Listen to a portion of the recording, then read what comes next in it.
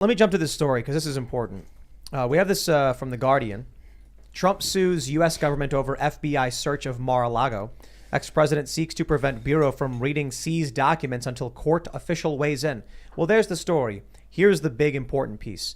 Alan Dershowitz says every reputable attorney he's spoken with has told him their firms won't let them go anywhere near Trump. Dude, we can't survive as a country if this cult keeps expanding and operating this way. This is why I've been talking about why it's so important to build culture and for everybody to start building industry, parallel economies.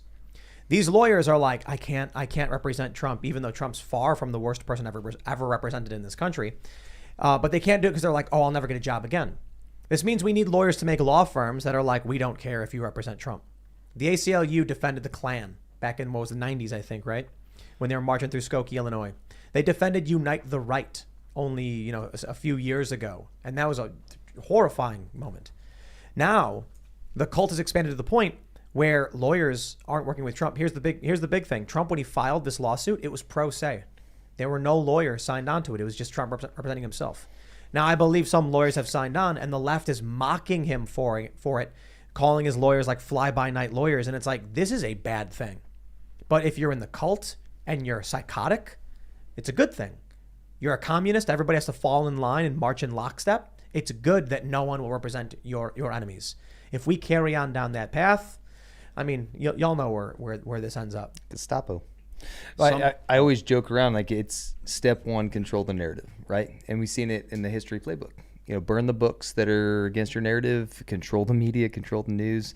Much easier back in the 40s. And step two, just I don't need to take the weapons right now. I just didn't know where they are. Just register. I might need to take certain ones, and eventually I'm going to take all of them. And then after that, step three is do whatever the heck you want. There's no stopping you. And I'm not a conspiracy theorist, but I know that I have weapons that are for hunting, and I have weapons for defending my home. And I have sworn allegiance to protect and defend this country against all enemies, foreign and domestic. And there are certain inalienable rights that I will not give up, and you will have to pry things out of my hands before you come to my house and you mess with my children. You want to jab them with certain things that you say are healthy and they're not going to cause them to have major heart problems. I'm going to say good luck coming to Savannah, Georgia, opening up my door and sticking something into my children, right? That's not going to work out well. So what's That's not violence, by the way. I was just saying. It's the spirit of American freedom is the point of it. Let me ask you a question. What's a 450 Bushmaster round 4? Are you familiar?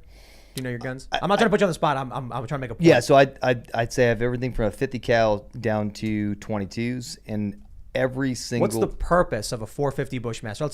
Let's say polymer tip 450 Bushmaster. You tell me at this point. I'm not trying to put you on the spot. Like hunting, right? Sure. Big game. You get maybe like 4 or 5 rounds in the magazine. I think. So I don't hunt. I'll be clear. I shoot targets. So I'm one of those guys. I don't believe in killing things, except for bad humans. In the past. So my point here is that's a weapon for hunting animals, right? Sure. What would you say like bird shot is for? 20 or 12 gauge bird shot. Birds, yeah. What's a Barrett M82A1 for? 50 BMG. Humans? Tanks. Bad humans? Helicopters. Sure. And the thing about that is you can buy one. This is America.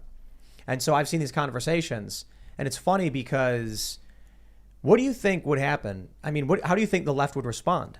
I mean, they'd lose their minds just knowing that you would buy such a weapon.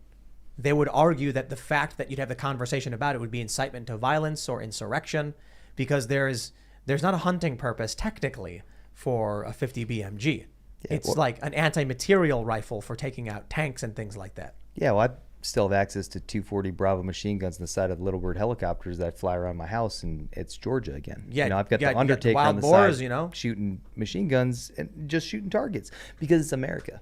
Because we can, and because we're not bothering anyone. And I don't understand this concern of the far the anti-gun that is so hell-bent on taking them all away when they've never gone to the countries where they were taken away, where they currently are taken away.